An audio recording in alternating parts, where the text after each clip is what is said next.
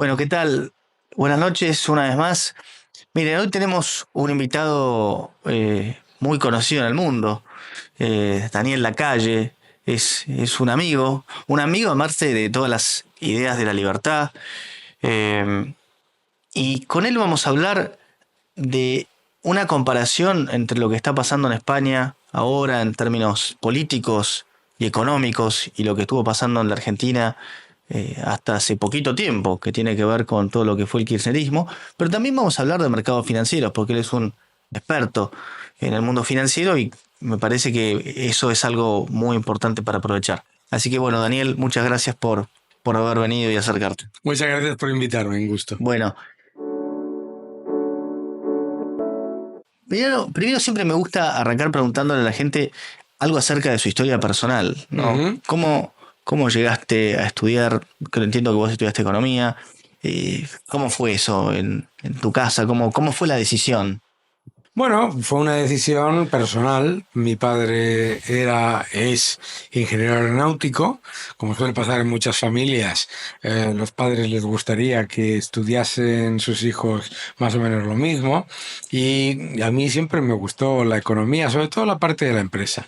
Entonces, bueno, pues yo me impuse, obviamente, porque tampoco me intentaron forzar, y decidí estudiar empresariales, que era lo que realmente me gustaba en aquel momento, ¿no?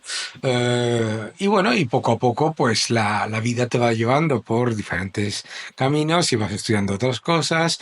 Y bueno, eso me llevó luego pues, a hacer un máster, un posgrado, un título de analista financiero y luego un doctorado, ¿no? Y estuviste trabajando en el mundo de la energía Ujú. y también en Citadel, que es una empresa bastante particular del mundo. Sí. Que, Sí, yo trabajé durante casi 10 años en una empresa energética y tenía una carrera, pues, podríamos decir, muy exitosa, ¿no? Pero a mí siempre me atrajo el mundo financiero, entonces me salió la oportunidad de ir a un banco de inversión en Londres y la tomé inmediatamente en cuanto, bueno, obviamente tras un proceso de entrevistas muy, muy duro, ¿verdad? Y tuve la increíble oportunidad de que en muy poco tiempo me llamaron para intentar ver si había un encaje en Citadel, ¿no? Aquel momento, y yo creo que todavía lo es, el mayor hedge fund del mundo, ¿verdad?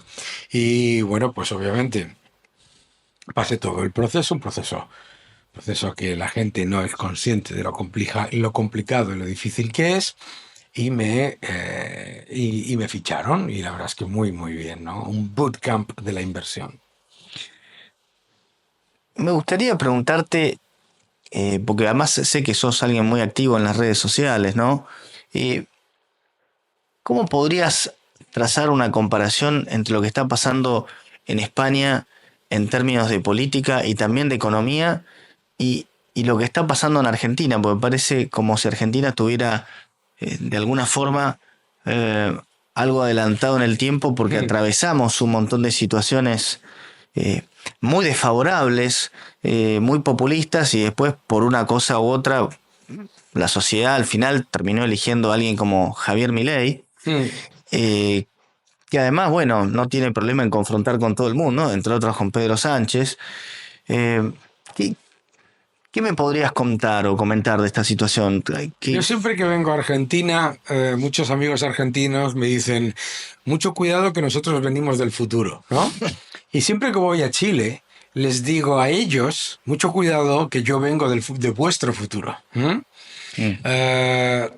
¿Dónde está España? España está, obviamente, no en la misma situación que la Argentina del kirchnerismo, en el sentido de que España pertenece a la Unión Europea, no tiene moneda propia y por lo tanto eso limita muchísimo el impacto dañino de las políticas del socialismo del siglo XXI, que es igual que el del siglo XX y del XIX.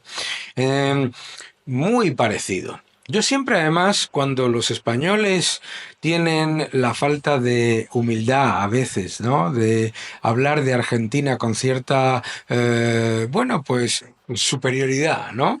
Siempre le digo, un momento, ¿eh? Porque si España hoy tuviese Banco Central con moneda propia, España nos haría una situación muy diferente a la de Argentina con el kirchnerismo. Cualquiera que mire los gigantescos desequilibrios fiscales y el expolio absoluto al sector privado que lleva a cabo el gobierno de Pedro Sánchez, entiende que si tuviese moneda propia, ese déficit fiscal se estaría monetizando con una moneda cada vez más destruida y que la inflación en España sería elevadísima. Y no es una entelequia. España tuvo niveles de inflación del 25, 28%, ¿no?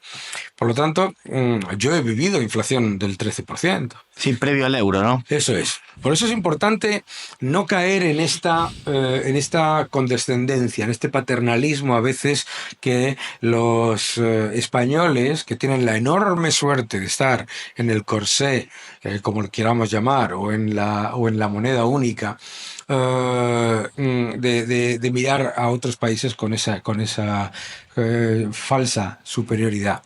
En todo lo demás es prácticamente igual. Si uno mira el nivel de corrupción, la utilización de las instituciones para beneficiar a la pareja, ¿no?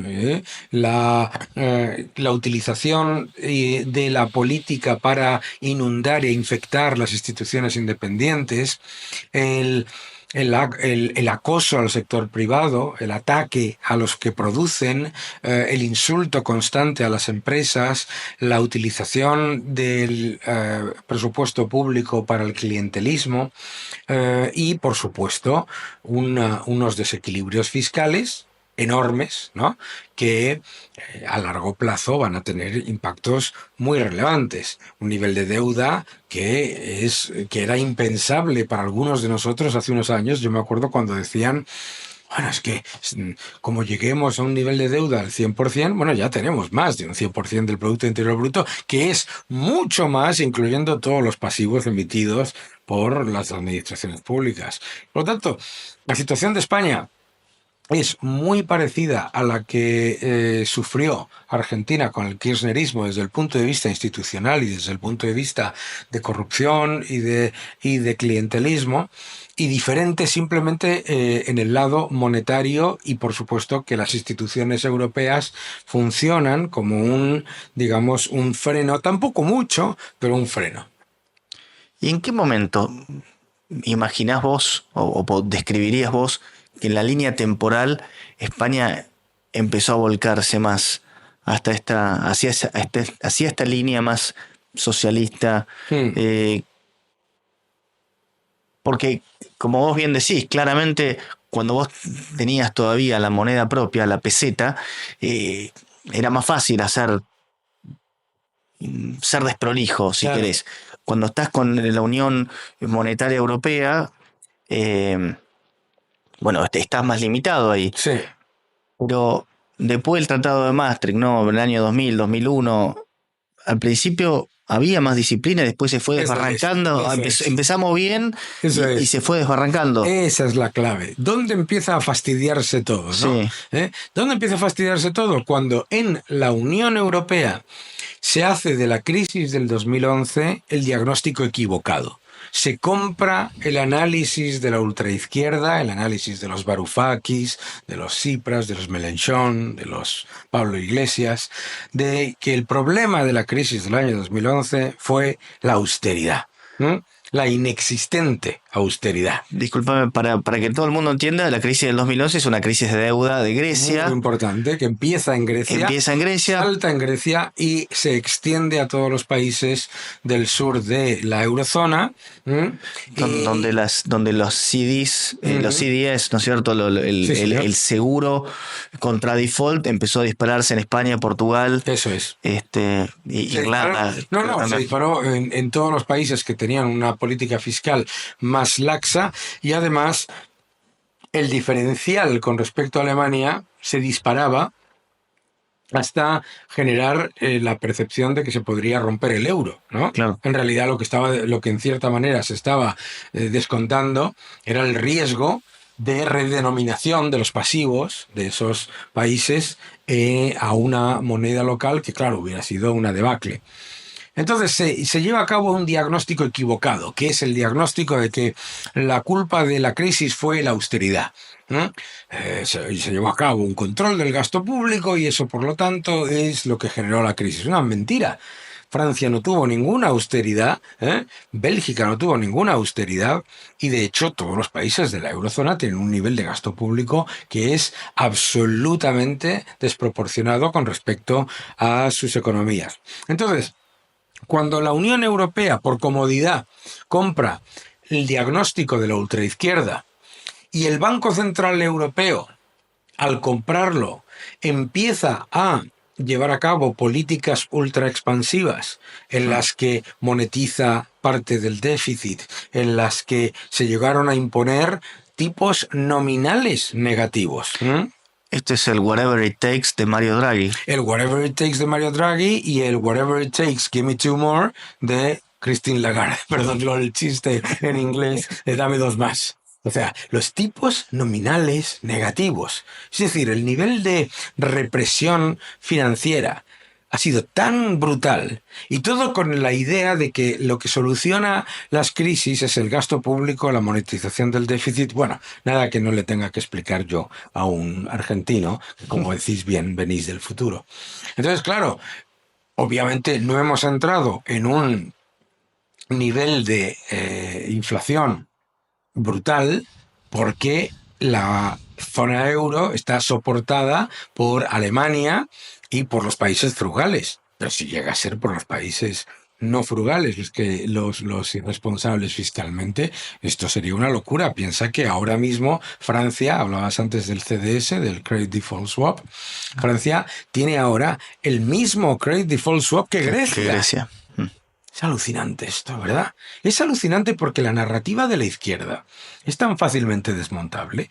Sí, Discúlpame, para que todo el mundo lo entienda, que Francia tiene el mismo riesgo país que Grecia. Está bien. El mismo riesgo país que Grecia, sí, se puede decir de esa manera. Lo más importante aquí es que es lo fácil que es desmontar el argumentario de la izquierda, ¿no? Que te dice, se necesita, hay que acabar con la austeridad, el gasto público es el factor que fortalece a las economías, hay que aumentar el peso del Estado, hay que aumentar los impuestos. Bueno, pues ahí tienes la evidencia. Francia es un país que tiene el peso del Estado más alto de toda la OCDE con respecto al PIB, es un país que tiene unos impuestos altísimos, que tiene un gasto público completamente brutal y que lleva 3 décadas en estancamiento, que tiene un déficit descomunal, es decir, las subidas de impuestos no han reducido en nada sus desequilibrios fiscales, y además encima, y esta es la clave más importante, no solamente un altísimo endeudamiento, sino un descontento social enorme. ¿Por qué? Porque los contribuyentes están absolutamente asfixiados y quemados y los no contribuyentes o los receptores de ese supuesto estado de bienestar se convierten en subclase de seres dependientes rehenes. Todo el mundo está descontento. Es la evidencia del fracaso absoluto del estatismo, ¿no? Entonces, ahí es donde se empezó a fastidiar. Donde se empezó a fastidiar fue cuando la Comisión Europea dejó de ser la Comisión Europea para convertirse en un ente que justifica los desequilibrios fiscales de los gobiernos más irresponsables. Se fastidió todo cuando se le permite a un gobierno, siempre de izquierdas, ¿verdad? Se le permite a un gobierno no solamente aumentar su déficit y su deuda, aunque la economía se recupere y aunque haya ingresos fiscales, sino además se le permite salir del procedimiento del protocolo de déficit excesivo, que se supone que es cuando se vigila a un Estado que lleve a cabo las reformas necesarias, por estimaciones del propio gobierno. Imagínate. O sea, no por datos empíricos, sino por estimaciones del propio gobierno. Y además, ¿eh? Cuando a ese gobierno se le permite, obviamente, pues llevar a cabo una política que es extremadamente dañina a largo plazo, porque lo que está haciendo el gobierno de España es exactamente lo mismo que hizo el gobierno de Grecia, el del PASOK, antes de la crisis griega. ¿Qué es lo que hizo el gobierno de España? El gobierno de Grecia. Número uno, disparar el gasto público y disfrazar el empleo con empleo público. Número dos, disparar la inmigración. Número tres, disparar los impuestos y también la deuda. Y claro, yo recuerdo en el año 2003 cuando decían Grecia es el motor de crecimiento del mundo y Alemania es el enfermo de Europa. 4 años después, desastre, ¿no? Bueno, pues lo que está haciendo el gobierno de España es exactamente lo mismo. Es decir, está haciendo lo mismo que hizo el señor Fernández, la señora Kirchner aquí en Argentina, solo que tirando del crédito que genera Alemania. Yo siempre digo que con la tarjeta de crédito de otro, todos los restaurantes son baratos. Y eso es lo que está ocurriendo en España, ¿no? Me gustaría llevarte ahora al plano de las inversiones, ¿no? Mm, Eh, También te escucho hablar y alguna pregunta me gustaría hacerte respecto de cómo ves vos desde afuera el cambio eh, de percepción mm. internacional con el gobierno de Javier Milei. Bueno, yo creo que es noche y día. O sea, yo adoro América Latina, vengo muchísimo a Argentina, como tú sabes, tengo una bueno, relación profesional y personal maravillosa. Es que antes de Argentina no se hablaba, que ahora en el debate financiero global y en el mercado, entre los inversores, ya se habla de Argentina como de una oportunidad y no como una especie de adolescente que está perdido para la sociedad. O sea, es que Argentina estaba abandonada de la percepción del mundo como un sitio donde se podía invertir, porque se sabía que uno, si invertías y ganabas dinero, te lo iban a robar. Dos, si invertías, ganabas dinero y aceptabas el robo fiscal, te lo iban a robar por el lado monetario, con los tipos de cambio falsos y todas estas cosas. Y tres, si no ganabas dinero, te lo expropiaban. Entonces, pues la verdad, es un gusto ver que en el mundo se cambia la opinión sobre Argentina gracias a su gobierno y que la percepción sobre el gobierno de Javier Milei es, imagínate el shock positivo que ha sido para el mundo, que cuando gana las elecciones Javier Milei, The Economist saca un artículo completo y absolutamente negativo sobre Milei y sobre sus políticas, y hoy, bueno, no hoy, pero este último número que ha publicado, estamos hablando en diciembre de 2024, este último número que ha publicado, pues lo que habla es del éxito de cómo está haciendo las cosas bien y, oye, pues le puede hacer alguna crítica, pero desde luego está mostrando que hay optimismo con respecto a Argentina. No sé cuán familiarizado estás con los activos de Argentina Mm. y si tenés alguna lectura ya pasando al mundo de las inversiones. ¿Crees que todavía puede haber upside en Argentina? Sí, vamos, no es que pueda haber upside en Argentina, es que Argentina está muy barato en general, ¿no? Eh, la bolsa argentina ha subido mucho en pesos, pero en dólares y en euros no. Y las valoraciones no son onerosas, ¿no? El sector inmobiliario argentino está muy barato, teniendo en cuenta, bueno, pues ya qué maravilla de ciudad estamos, ¿no? Buenos Aires, etcétera. Hay mucho upside en Argentina. Lo que hay que hacer es demostrar que los tres grandes riesgos que históricamente han plagado a Argentina, que son el riesgo monetario, el riesgo fiscal y el riesgo legal, pues se disipan. Porque lo que es verdad es que no va a aparecer la inversión así de manera automática, simplemente por 11 o 12 meses de gobierno serio, como el de Milei. La inversión necesita que haya certeza, ¿no? Y certeza, no certeza, porque todo el mundo lidia con la incertidumbre, sino certeza en el sentido de que no va a haber constantes cambios legales, fiscales y monetarios que destruyan el escandallo y el valor presente neto de una inversión. Por lo tanto, yo creo que es positivo, pero es muy importante que los ciudadanos de Argentina entiendan que no solamente es un cambio de gobierno, sino que tiene que haber un cambio de mentalidad en el que, porque claro, si aparece otro gobierno y le da la vuelta a todo y volvemos al expolio, a la expropiación, al robo y a la inseguridad jurídica, pues entonces da igual, ¿no? Ya en el mundo de las inversiones internacionales, ¿qué, ¿qué sector dirías vos que ves más atractivo para los próximos años? ¿Alguno en En el particular? mundo, En el mundo, ¿alguno en en particular? total. Sí. Hombre, yo no diría un sector, No, ¿no? está bien. Pero yo creo que las tecnologías disruptivas Ujú. no somos ni conscientes de... Mucha gente habla sobre las elevadas valoraciones de la tecnología, pero no somos conscientes de que estamos en la infancia de todo lo que pueden ofrecer y todo lo que pueden generar de cara al futuro, ¿no? Entonces yo creo que las tecnologías disruptivas, todo lo que tiene que ver con la eficiencia energética, todo lo que tiene que ver no con ese concepto de sostenibilidad plañidero ideológico, sino con el concepto de yo lo llamo productividad mejorada, ¿no? ¿No? Y yo creo que hay muchas oportunidades en general. Depende de los países también, obviamente.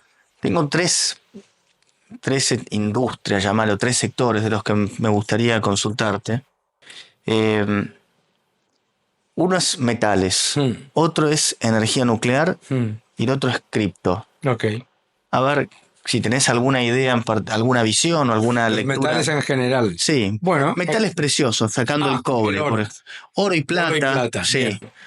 Muy importante que la gente continúe entendiendo, yo creo que ya va tocando, yo creo que la gente ya lo entiende, que no puedes esperar que la plata tenga el mismo comportamiento que el oro. ¿De acuerdo? Yo creo que hay una oportunidad a medio plazo en plata, pero no puedes esperar una revalorización constante como la del oro, porque la plata es más un metal orientado a la producción industrial que una reserva de valor y una unidad de medida como es el oro, por razones históricas, es un hecho. Es un hecho que el oro es dinero y todo lo demás es crédito, como decía JP Morgan, ¿no? Eh, por lo tanto, el oro, creo que hay todavía muchísimo upside, la destrucción monetaria que están llevando a cabo los bancos centrales y los gobiernos es un gran, gran problema. A mí no solamente me preocupa la deuda emitida ya, sino los pasivos emitidos y comprometidos y no financiados. ¿De acuerdo? Entonces eso básicamente te demuestra que lo que vamos a vivir en el futuro es represión financiera. Por lo tanto, el oro te protege, ¿eh? Y te protege sobre todo como uno de los pocos activos descorrelacionados de la renta fija y la renta variable.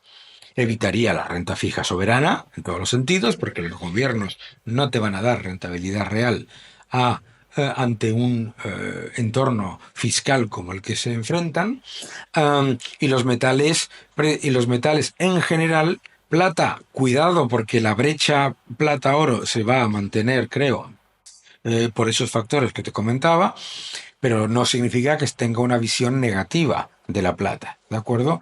Igual eso que dijiste recién es muy categórico, ¿no? Esto de que ojo con la deuda soberana de los países, porque al final Hmm. la solución cuál terminará siendo al final la monetización, porque Hombre, si no te puedo sacar con más claro, impuestos y quiero seguir gastando, claro. es, Pero además es el gran estilo argentino, lo vamos a monetizar, no es el tenemos gran otra estilo manera. de la historia de la humanidad. Ok. Los gobiernos no te van a dar rentabilidad real por financiarles. No te la van a dar.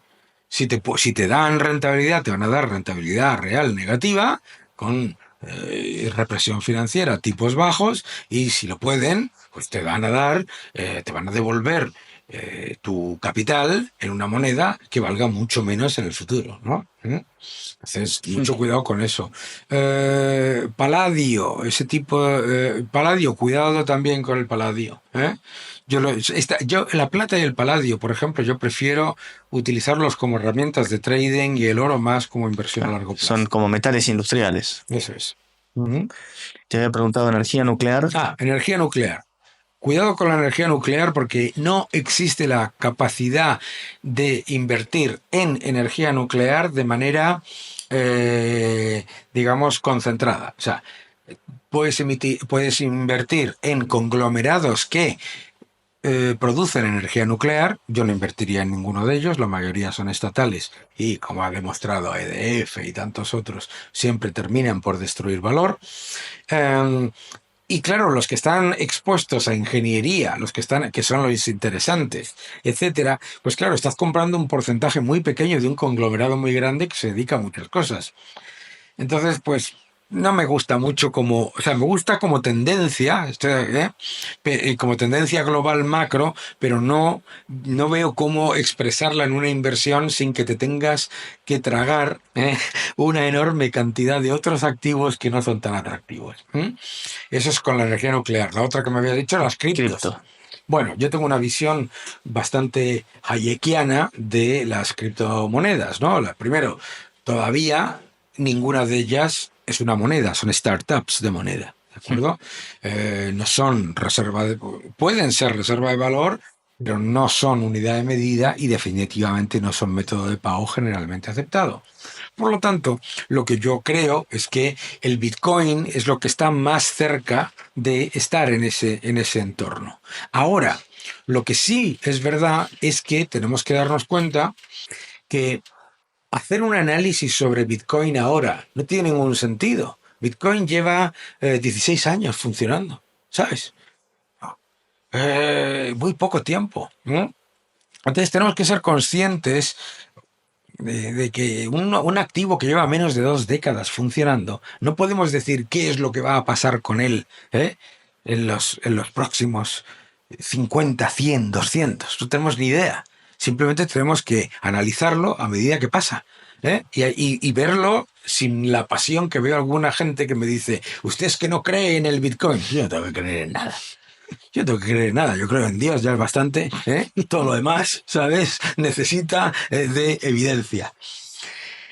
Por lo tanto, yo veo Bitcoin como un activo que empieza a separarse del resto de las criptomonedas, que está generando su propia liquidez. Todo esto es muy positivo, pero hay que analizarlo con la frialdad del tiempo y sabiendo su volatilidad, nada más. Y ser consciente de que la inmensa mayoría de las criptomonedas que se han emitido van a desaparecer. Cualquiera de los que nos esté escuchando o viendo debería leer el libro de Hayek que se llama Choice and Currency, elección de moneda, en el que antes de que existiese Internet y por supuesto Bitcoin, ya decía que el proceso de independización monetaria con monedas independientes es un proceso en el que va a haber algunas que se conviertan en moneda y otras que desaparezcan simplemente porque no se usan. Y eso no lo decido yo, no es una cuestión ni de fe, ni de ni de estar todo el día repitiendo machaconamente en un canal de YouTube que es que esto va a ser lo mejor después del pan de molde, sino hay que verlo, nada más. Es un activo en su infancia que poco a poco iremos analizando. Bueno, Daniel, te agradezco mucho la participación, me encantó la entrevista, por supuesto, nos encantaría seguir hablando, pero será la próxima vez. Sé que tenés varios compromisos y bueno, a todos los que están también viendo, les agradecemos por participar, los invitamos como siempre a darle like al video, a dejar algunos comentarios y a seguirnos en el canal. Y bueno, una vez más, Daniel, muchas gracias por haberte acercado y tu participación. Un placer, Un muchas gran gracias. gusto. Un gusto. Bueno, nos vemos la próxima.